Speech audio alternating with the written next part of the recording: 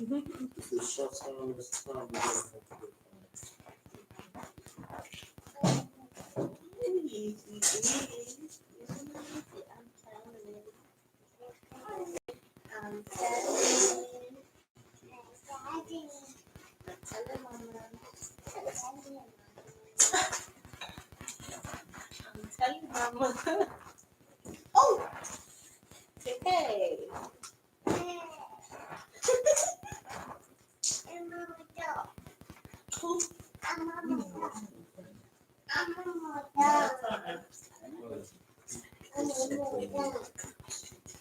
All right, so we're gonna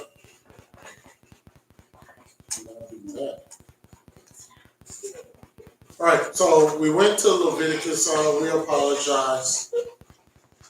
We went to Leviticus, the 23rd chapter, and we started 6 days. Work shall be done. 7th day is a Sabbath day of rest. We were explaining that the 14th day of the first month is the Lord's Passover. 14 days is 2 weeks. So we know that the holy day should be 2 weeks, and it should be on a Shabbat. That's where we get where the Passover is always in the first month, which is March, on the 14th day, which is the second Shabbat. 50 days from today would be Pentecost. 50 days exactly is Pentecost. That's how we determine where Pentecost is. And we'll have that lesson on Pentecost. But you are supposed to have it in its season. And this holy day has great meaning to it. Exodus 12. We keep the Passover in our enemies, Egypt land. We kept the Passover in Egypt. And now we keep it in the nation's land. We're not in our home anymore. So we are supposed to keep the Passover. You do not have to travel to Israel to keep the Passover. You don't have to do that. Let's read Exodus 12, 1 through 3. Exodus chapter 12, verse 1. Mm-hmm. And the Lord spake unto Moshe and Aaron in the land of Egypt, saying, This month shall be unto you the beginning of month. It shall be the first month of the year to you. All right, so it says in verse 2, this shall be the first month of the year. What are they talking about? Verse 3. Speak ye unto all the congregation of Israel, saying, In the 10th day of this month, they shall take to them every man a lamb, according to the house of their fathers, a lamb for an house. This scripture, Exodus 12 and 3, is you're going to get an understanding of Matthew, Mark, Luke, not John, but Matthew, Mark, and Luke, because Yeshua is saying something is being said in those 3 gospels that we kind of don't understand. It says here, the 10th day, you get a lamb prepared. So, in Matthew, Mark, and Luke, Yeshua is being prepared. Okay? Exodus 12, stay in Exodus 12. We're going to skip down to verse 5. How should the lamb be presented? Read verses 5 through 9. Exodus chapter 12, verse 5. Your lamb shall be without blemish. A male of the first year, you shall take it out from the sheep or from the goats. All right, go ahead, verse 6. And you shall keep it up until the 14th day of the same month. You shall keep it up until the 14th day of the same month. Now it said earlier, on the 10th day, you are to get that lamb. Read that. The 10th day in verse 3, you are to get the lamb. Right? This is important to understand when we start speaking in Matthew, Mark, and Luke, and you'll understand how did Yeshua say, let's prepare for the Passover when it was not the Passover. Are you following me right now? Nope. Okay, when we get to Matthew, Mark, and Luke, we'll see it. Not necessarily John, because John gave us a different viewpoint of that night. He gave us one of the most beautifulest sermons that was ever preached. Verse 7. Oh, no, we didn't finish verse 6. Finish verse 6. And the whole assembly of the congregation of Israel shall kill it in the evening. Okay, verse 7. And they shall take up the blood and strike it on the two side posts and on the upper door posts of the houses, wherein they shall eat it. There's people who are doing that. Why? Why are you killing a lamb and throwing blood on the side post and on the upper post? The angel has already came through and done his business in Egypt. You don't need protection from the death angel no more. Why? Because people just don't understand. Verse 8. And they shall eat the flesh in that night, roast with fire and unleavened bread, and with bitter herbs they shall eat it. And people are actually eating all the lamb that they cook on that day, saying that we can't have leftovers. Woefully ignorant. You're not running out of Egypt. There was a reason why they had to eat it that night. But you are not in Egypt, physical Egypt. Verse 9. Eat not of it raw, nor sodden at all with water, but roast with fire, his head with his legs, and with the purtenance thereof. All right, so yeah, you're not supposed to eat food raw. That's obvious. The lamb represents Yeshua, and you should follow it as best as you can. This is what we try to tell people when they get caught up with, well, what day shall we celebrate it? What day? Do I follow the new moons? Do I follow the old moons? Do I follow gray moons? Do I follow blue moons? All these questions, when it's clear what the Bible says. Leviticus 23 tells us this. We don't have to go and look around for moons and all this other stuff. Keep it simple. A lot of people got killed that night. People were not partying like they do now for the Passover. You got parties, you got cha-cha slides all over the place. Gallons of wine, Morgan Davis wine, gallons. Gallons of wines all over the place. Right? Drunken spirit. You might as well go to a Christian church and get filled with Bacchus. A lot of people got killed that night. Our people were terrified that night. Yeah, people putting on shows, performing. We're staying in Exodus 12. Let's read verses 11 through 14. Exodus chapter 12, verse 11. And thus shall ye eat it, with your loins girded, your shoes on your feet, and your staff in your hand. And ye shall eat it in haste. It is the Lord's Passover. Eat it in haste. When that command was given about eating it in haste, they had to go. You don't have to go nowhere.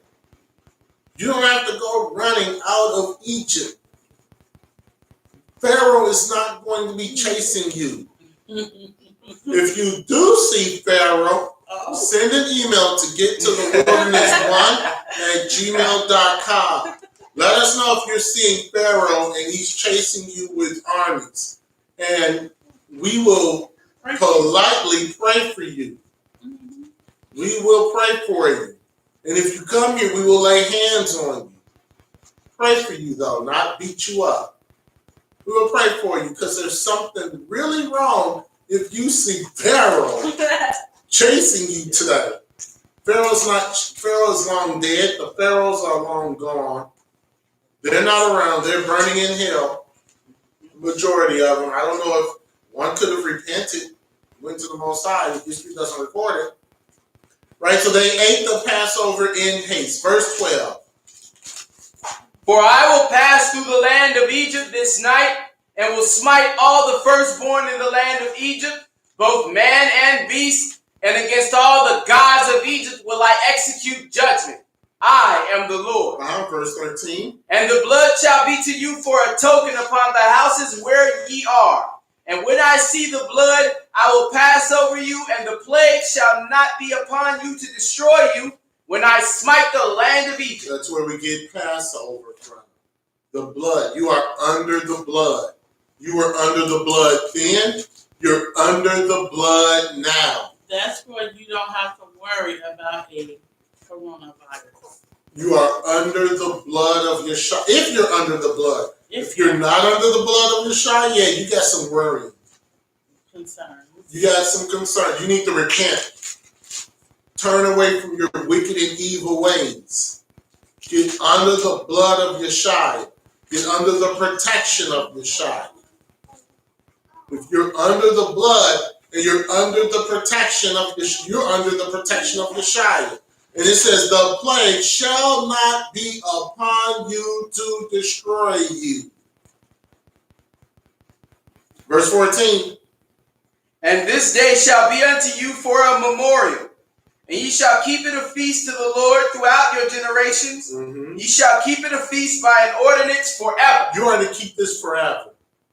And when the Bible says forever, it does not mean the New Jerusalem. The New Jerusalem is totally new. We won't need a Passover in the New Jerusalem. We'll have other holy days. Maybe, who knows? But we'll have other holy days when it comes to the New Jerusalem. There will not be a need for a Passover because there's no need to get under the blood for anything because there will be no sin. All things made new. So there won't be a Passover in the New Jerusalem. 1,000-year reign, yes, there'll still be a Passover. The wilderness, yes, there'll still be a Passover. So we still have to kill the lamb? No, you don't. Well, not kill the lamb, but you still have the lamb. I didn't mean kill the lamb. No. How you gonna eat it? Yeah, Bite you're into gonna. it raw? No, wait a minute now. That won't be necessary. Hold on. Okay. Yeah, that's what I I'm thought we saying. were gonna be eating meat. That won't be necessary. The lamb will not be Oh, that's necessary. Okay. The lamb will not be necessary because there'll be a new covenant in the wilderness. Remember? Marriage supper. Right. All right, then. You were just bringing it out for the people.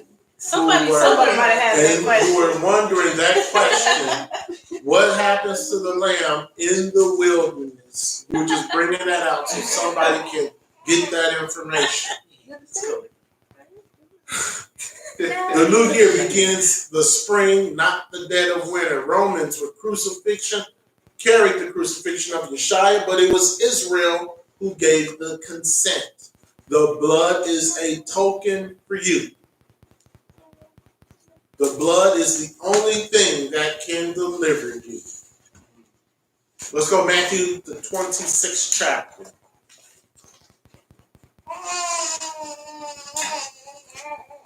People have destroyed the word with their PhD and their DOC and their What's a DOC? the initials that's behind their names. Right? So let's go Matthew 26. We're going to read verses 1 and 2.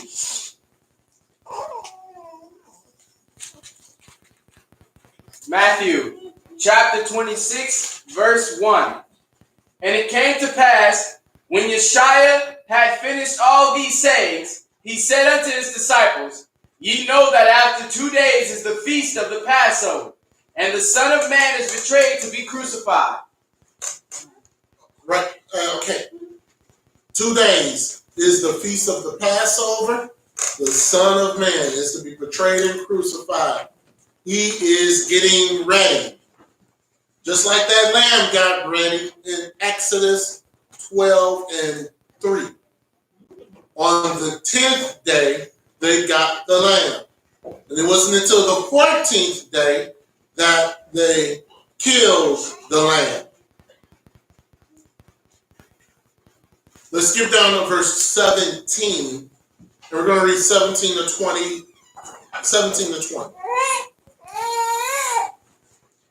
Matthew chapter 26, verse 17. Now the first day of the feast of unleavened bread, the disciples came to Yeshua, saying unto him, Where wilt thou that we prepare for thee to eat the Passover? Yes. And he said, Go into the city to such a man, and say unto him, The master saith, My time is at hand. My time is at hand. Go ahead. I will keep the Passover at thy house with my disciples. Right. So, and I forgot to mention this, but we will have communion immediately after the lesson. We're going to live stream and stay with the communion. So we do it every Passover, and that is my mistake because I forgot to mention it to those of you who are live streaming. Those of you who are here, you're blessed because you're going to get it. I mean, you're not going to get it like that. But, you're going to get the Passover. Verse 19. And the disciples did as Yeshua had appointed them, and they made ready the Passover. Now when the evening was come, he sat down with the 12. When evening come, he sat down with the 12. We're staying in Matthew 26. Skip down to verse 26. And we're going to read verses 26 to 29. Passover is before unleavened. This is not communion or the Last Supper. The sun went down. So let's skip down and read verses 26 to 29. Matthew chapter 26, verse 26. Yes. And as they were eating, Yeshua took bread and blessed it and brake it and gave it to the disciples and said, Take, eat. This is my body. 27. And he took the cup and gave thanks and gave it to them, saying, Drink ye all of it. For this is my blood of the New Testament, which is shed for many for the remission of sin. But I say unto you, I will not drink henceforth of this fruit of the vine until that day when I drink it new with you in my Father's kingdom. In my Father's kingdom. Right? So, eat, drink, just like the land from Egypt. Why is he going to wait until his Father's kingdom? Because somebody has to be passed over until then. If there's going to be flesh and blood bodies, you're going to need a Passover. Somebody's sin is going to always need to be under the blood. So when death is thrown in, until death is thrown in the lake of fire. The New Jerusalem, the last Passover, will be in the Father's kingdom, the 1,000-year reign. This is what Yeshua is telling us. The last Passover will happen in the 1,000-year reign. There will not be a need for a Passover in the New Jerusalem. He's getting ready to take over the old priesthood. Before he came here in flesh and blood, taking over his old priesthood, we're going to see that in Genesis. The Passover comes before the Feast of Unleavened Bread. Therefore, the Passover and the first night of unleavened bread are two separate days. The Levitical priesthood was set up to make sacrifices for the sins, but those sins were not good enough. When Yeshua died for the sins, the Levitical priesthood was terminated, and Melchizedek took back his priesthood. And now he is back being the intercessor. So he had the priesthood, gave it to the Levitical priest. The Levitical priest failed. Yeshua took it back. We're going to see all that. Genesis 14. And we're going to read 16 to 20.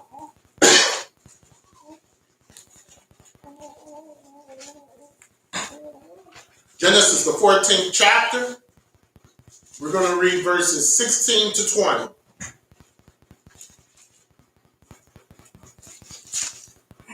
Okay, let's read.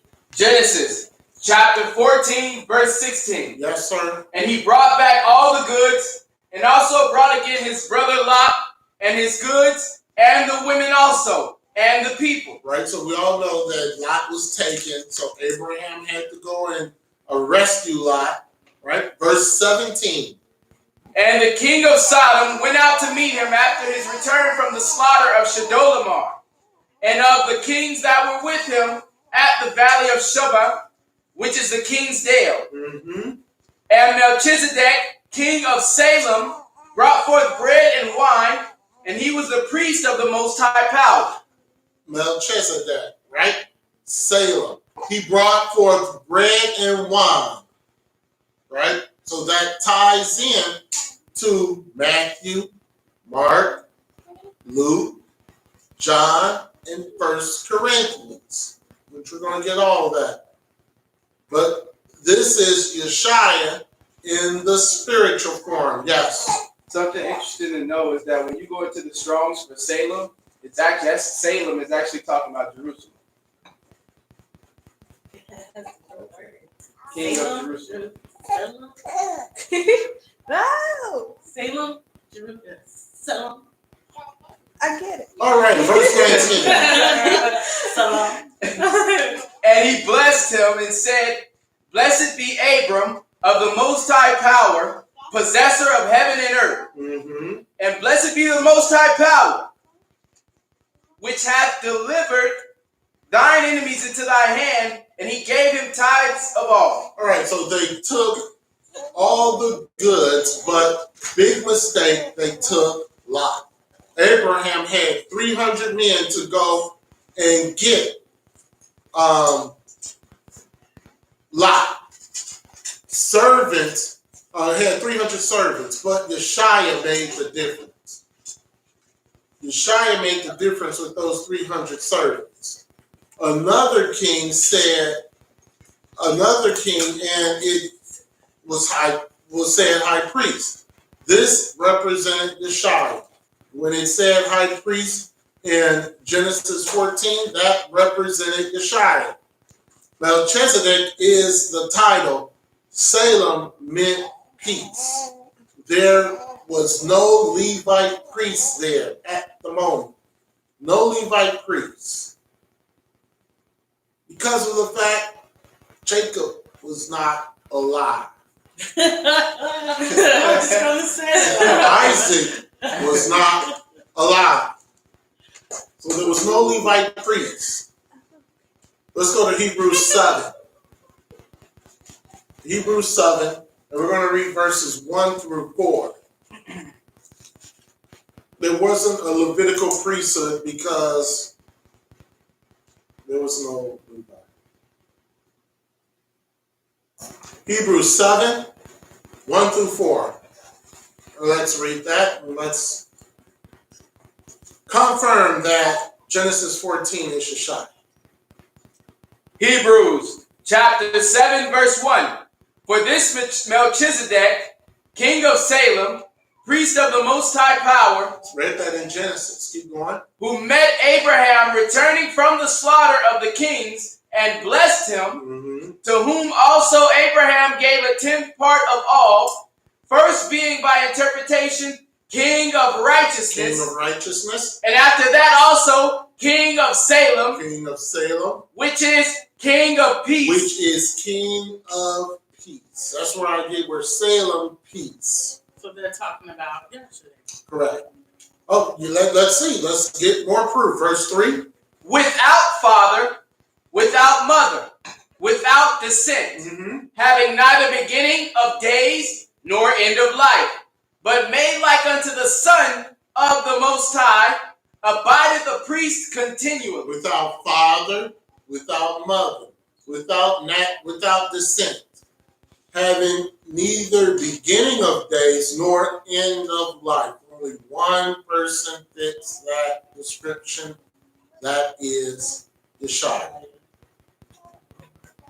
When it says without mother and without father, well, what about Ahiah? No, that's not what it's talking about. It's talking about those who came through the semen. No father. He did not come by semen. He was created by Ahiah. So there was no mommy and daddy for him.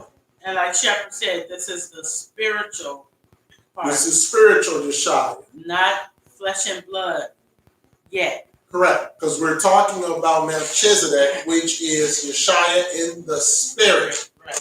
Verse 4. Now consider how great this man was, unto whom even the patriarch Abraham gave the tenth of the spoil. Right? So the father said unto the son, Melchizedek was before Aaron, and then Melchizedek replaced Aaron. That means Melchizedek is immortal. And Melchizedek is Yeshua.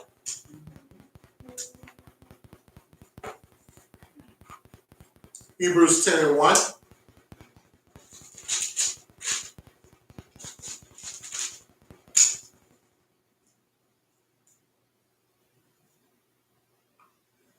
Let's read. Hebrews chapter 10, verse 1.